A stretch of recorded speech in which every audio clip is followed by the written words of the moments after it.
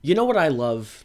Harry Potter. It's pretty much the quintessential fiction story of my generation, and it's almost impossible to meet someone around my age who isn't intimately familiar with the story. It's honestly hard to sum up the emotional impact of something as enormous as this franchise. The books, the films, the wizarding world is so vast and ever-expanding that it's kind of hard to keep track of. And in some cases, the franchise makes me actively not want to keep track of it. But most of the less appealing aspects of Harry Potter's world came after his story. That story defined a generation of readers and went on to be burned into public consciousness for the foreseeable future. But as the franchise around that story has continued beyond it, it's undergone a very noticeable dip in quality, and not just from a more critical adult perspective on children's books. The Harry Potter books are great books. A Casual Vacancy is a good book. J.K. Rowling is generally a good writer.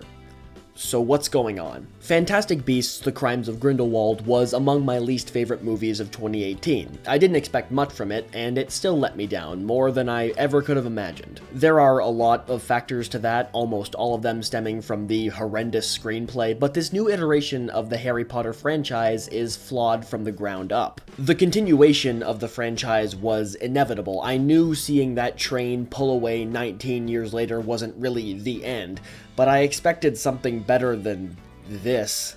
It is said that I hate les noms magiques. The magou. The nomad. The count spell. So I want to explore this series so far and discuss why it's fallen apart so quickly, despite the fact that there are allegedly 3 more of these films on the way, which is honestly starting to feel a bit like a threat.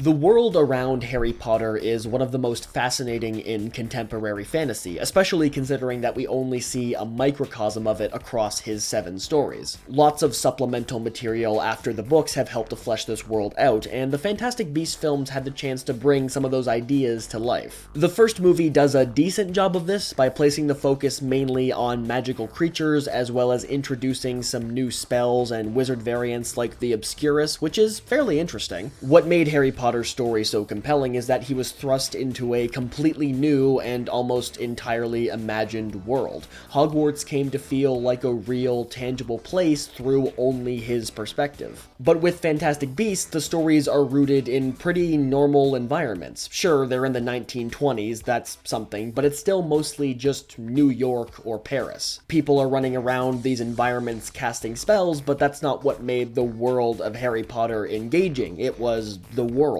And sure, we see that wizard speakeasy and the wizard circus and explored Makusa a bit, but that was somehow aesthetically less interesting than the Ministry of Magic like a decade ago. It doesn't feel like the wizarding world is actually being expanded. It feels like wizards are being put into real world locations, which creates a very different feeling towards those locations. And we never needed that with Harry Potter. We never needed Hogwarts to have a Starbucks for us to understand it. The writing made us care. The characters' bond with it made us care. And then there's the creatures, which also aren't particularly special. I sure do love the rhino, and the platypus, and the monkey, and the bird, and the twig. I'll admit, I do like the Cthulhu horse, and some creatures have interesting designs, but most of them are just combinations of existing animals or animals with exaggerated features. Where's the imagination? Where's the creativity? We have a whole world to explore, and we barely see it.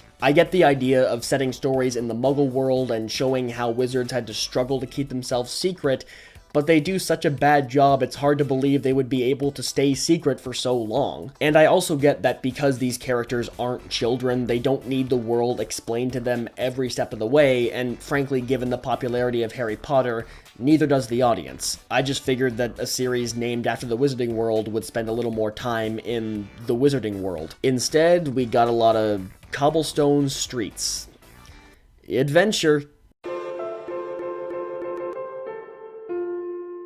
To continue on the idea of expansion, I was really interested to see what new characters and conflicts could arise from new Wizarding World stories, especially in different time periods. There are so many social and political factors to play with, and you could explore how those factors functioned in the Wizarding World, and how the cultural separation between the Wizarding World and the Muggle world was defined through time. Instead, the conflict revolves around a shy protagonist who's trying to find his place in the world, his comic relief best friend who loves food, his hyper-capable female friend and ambiguous love interest, and a quirky blonde. This protagonist has a tendency to conflict with the wizarding government and is directly opposing a dangerous wizard who wants to conquer the world in a loose Nazi allegory. In order to defeat this evil wizard, the heroes have to destroy a magical object that the evil wizard created when he was younger to protect himself.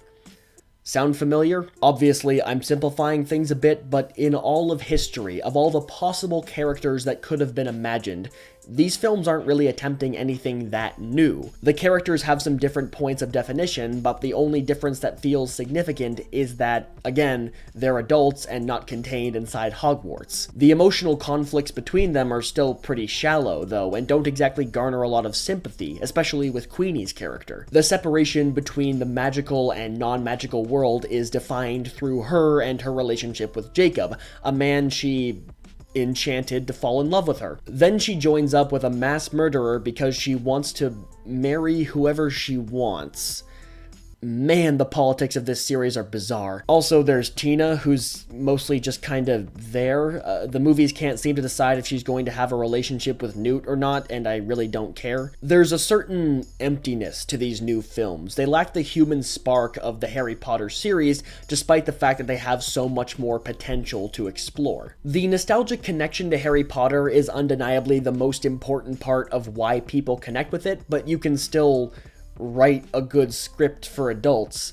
You're allowed to do that, J.K. Rowling. Funnily enough, even though these stories are coming from the same main creative voice of Harry Potter, it feels like a pale imitation, trying desperately to recapture the magic of the original series. Again, do you think it's a coincidence that the heroes now have to destroy a magical object so they can fight the big evil wizard? I don't. On top of all that, there's the way these movies look and feel. David Yates is using the same dark, grungy aesthetic that he brought to the later Harry Potter films, but it just makes the Fantastic Beasts films feel lifeless. The style doesn't reinforce any thematic darkness or maturity, so it just feels like they're trying to recapture the atmosphere of the later Harry Potter films without their emotional context. The best comparison I can think of is between The Lord of the Rings and The Hobbit. These new films don't know if they are stylistically their own story or part of a bigger story, so they're doing both and neither are working.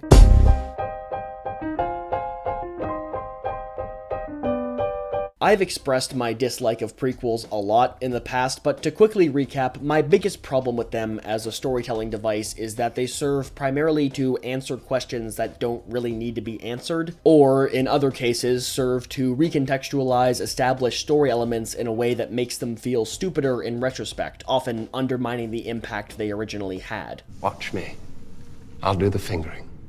This may not be the biggest problem with these films, which would be the fact that they're just very boring, but it's still very present, especially in The Crimes of Grindelwald. Usually in prequels, when a character is related to a significant character from the original work, it means something.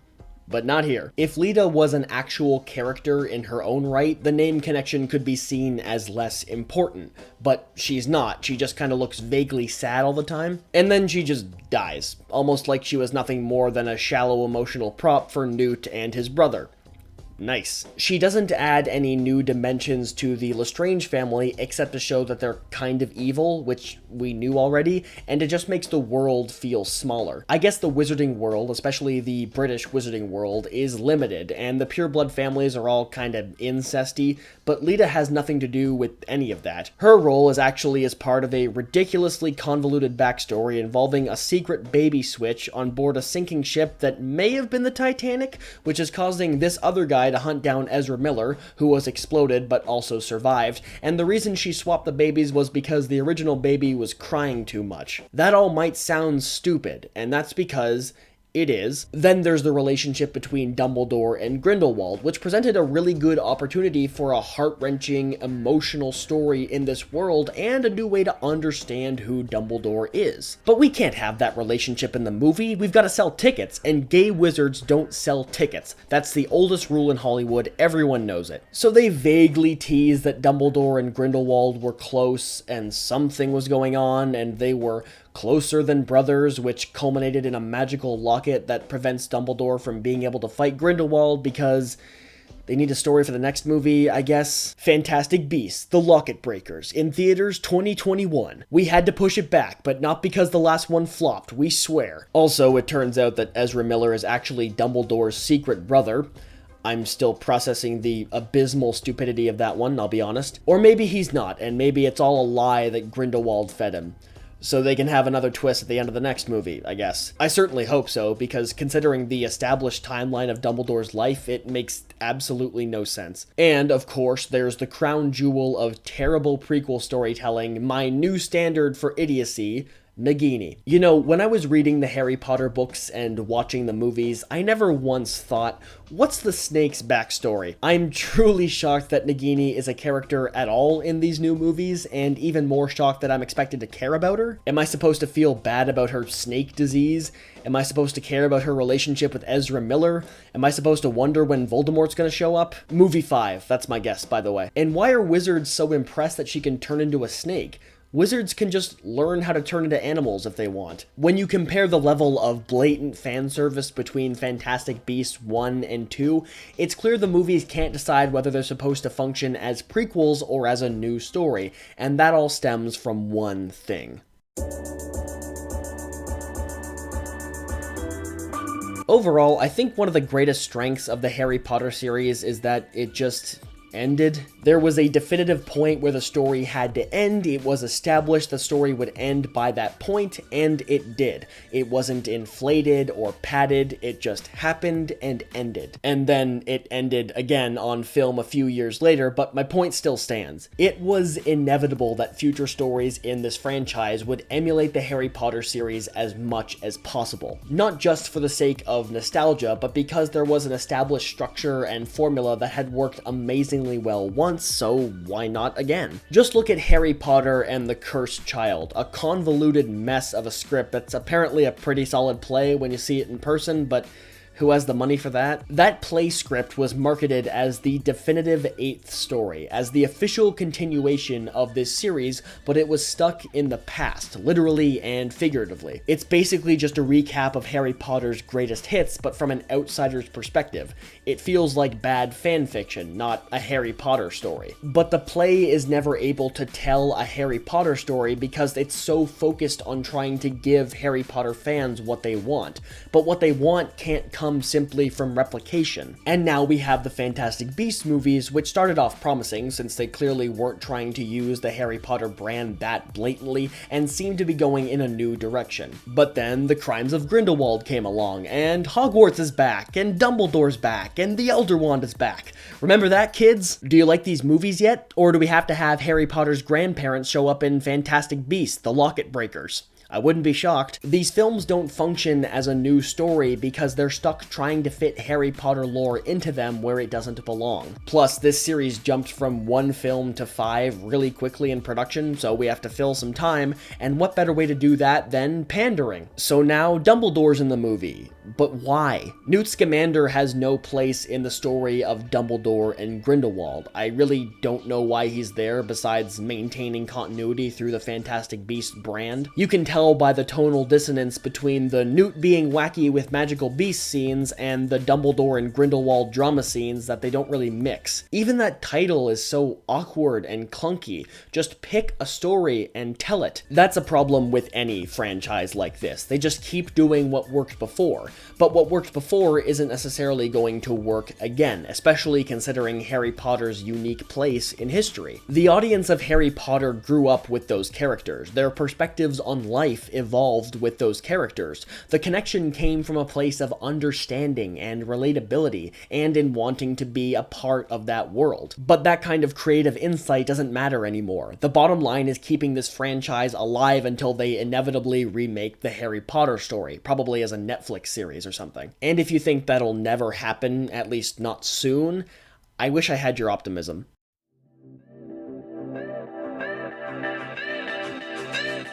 What happened? J.K. Rowling went from one of the most beloved authors on the planet to one of the most eye-roll worthy for a number of reasons. In terms of storytelling within this universe, I don't know what's wrong. Maybe it's because she has complete creative control in a medium of writing she's not that familiar with, and she refuses to accept help or delegate. Maybe she doesn't know what the fans want out of this franchise and is trying to recapture what worked about the original story to appease them. Maybe she hates Harry Potter now and is determined to ruin its legacy by diluting the brand with progressively dumber information until the end of time. A lack of understanding is my best guess, whether of screenwriting or of her own franchise. These films have no lasting stakes. All of the huge climactic destruction is just undone and everyone keeps going about their business with no consequences. Oh no, Leta Lestrange died. I'm heartbroken. Her character was so interesting. Also, because these movies are prequels, I know the wizarding world isn't going to be exposed because decades later in the timeline, it still isn't. Still, how have wizards kept magical creatures like this under wraps for so long?